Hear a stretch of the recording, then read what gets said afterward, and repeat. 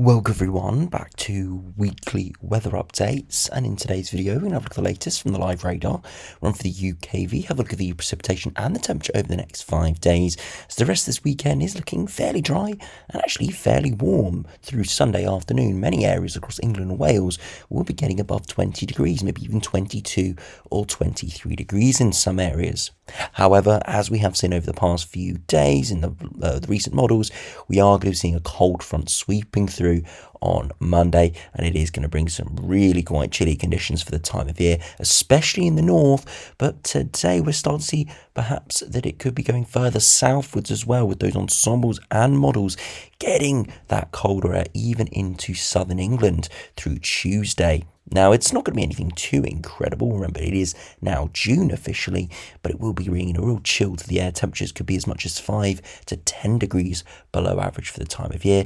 Overnight frost potentially over some higher ground of Scotland, and even the risk of a few wintry showers in places. The longer term still looking very volatile, plenty of cooler air masses, but as we head towards the middle of June, we are seeing those onslaught members bringing us back towards average. So yes, it's going to go colder for a time, but hopefully shouldn't last all too long. So do remember, if you enjoy my videos, make sure you like and subscribe. And remember to follow me on Twitter as well, the link's in the description. Now, if you start on the live radar, again, you can see it dry day today. A bit of cloud around and pretty thick cloud in places, and it has held those temperatures down, but for most, it's been a dry day, and the temperatures have responded, especially where we got some sunshine. Coolish conditions across eastern England, and you can see clearly where the cloud is, but further westwards and into the north, where we've got some sunshine breaking through, those temperatures getting towards the high teens, if not 20 degrees, and we're likely to see these oranges more widespread through tomorrow. Now, if you look at the latest UKV, you can see the cloud in the east through the rest of today will slowly break up overnight. And then as we head into Sunday, there will be some thicker cloud through Scotland, so it might be a bit cooler here through tomorrow and a little bit of rain.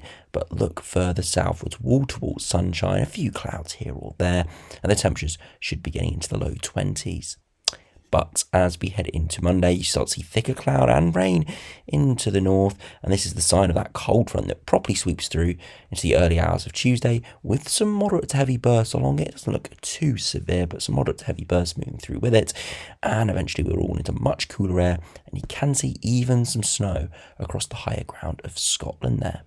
As we progress into the subsequent days, a showery regime, not particularly unsettled, but definitely a few showers around, but it is going to be chilly, pretty chilly indeed. And if we do have a look at those upper air temperatures, you see through Sunday and even into Monday, we hang on to some slightly milder air, or even warm air for some in the south, and then eventually through Tuesday, we see that cold air sweeping in, proper polar maritime conditions, and you see it does even get chilly all the way towards southern England through Wednesday and Thursday, getting close to freezing or below freezing, which will be 5+ degrees below average for the time of year, with areas in southern England expecting to see the upper air temperatures around the mid to high single digits, and we're nowhere near that come the latter part of the week. So much fresher, much cooler, and you can see how cold the air mass is because the dew points are widely mid to low single digits, maybe even towards freezing in some areas.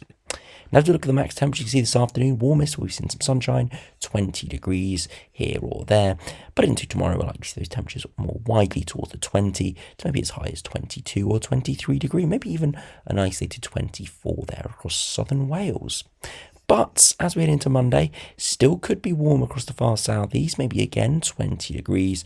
We'll look at Tuesday, maybe 22 in the far southeast corner, but further northwards and westwards, struggling in the mid-teens, low teens, and even single digits through Scotland. And you see that consolidates into Wednesday, where again we could just about reach an 18 or 19 somewhere across southern England, but many areas are much colder than average. And again, the 2 meter temperatures don't tell the full picture. With a strong northerly wind, with that fresh air coming in, it won't feel like 18 or 19, even where it says that on the thermometer will feel well below average and more towards the low teens. Again, doesn't sound too bad coming off the back of spring and winter, but for this time of year, that's pretty poor. We'd be expecting for southern England the average temperature to be around the 20 to 22 degree mark, increasing to 23 for July.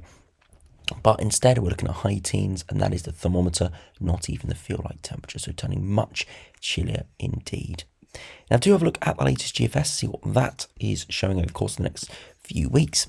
Again, you could see that northerly wind arriving over the next few days, blowing much colder from the north, and you can see it kind of holds through much of the week before high pressure does try to build back in. But we keep seeing this up and down oscillating jet stream, which keeps this general idea of colder intrusions possible all the way towards the middle of the month. You can see, though, upper air temperatures do generally rise, and I think that's more down to the fact that the cold air fully runs out, but still some chillier blast there. And the best way to view this is to put on the temperature deviation. You see lots of blues, especially short to medium term, with some yellows returning at times, actually keeping us relatively fresh all the way towards the middle of the month. Now, if you compare to the GM, again, we see those northerly winds arriving early next week. They remain for much of the week. By the following weekend, high pressure does build in.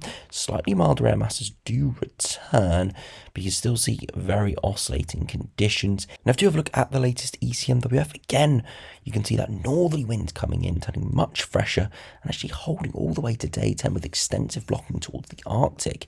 And you can see those colder air masses still flooding in. And you see this from the AIM-50 HPA streamlines here. You can see coming all the way from the Arctic. So keeping this cold air in place for the next 10 days. That's really not good. If you're looking for something warmer, it still probably would be fairly dry with test showers around, but not a massively unsettled direction because of the drier air. But still, yeah, would not be ideal at all. And after you finish by looking at the latest ensembles, you see around average over the next couple of days, and then plummeting below average into early next week. Probably Tuesday, Wednesday for London, Monday to Tuesday further northwards. And you see it's a slow transition back towards average for the middle of the month, but still plenty of ensemble members keep us average to below average. So yeah, not looking particularly great. The next 10 days, though, looks pretty dry, which is a positive. So colder, but drier.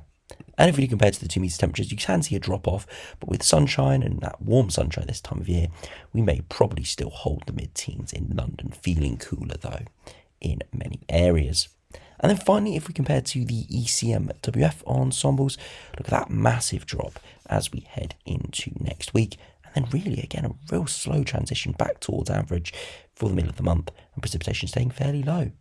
And if we do just compare to Glasgow here, again, looking at that midnight run, big drop off and holding well below average for a good week, closer to a source of moisture being the North Atlantic and the North Sea in Scotland. We are going to see more showers here. Again, it could be wintry in flavour in a few places, but yeah, looking colder and more unsettled the further northwards you go. So yeah, return back to more spring-like, or for some, a bit of a wintry feel out there. So yeah, not looking ideal for the first full week of summer, but hopefully things will be on the up as we head towards the middle of the month. So anyway, thanks for watching. Hope you enjoyed. Subscribe if you're new, and I'll see you again for another video soon.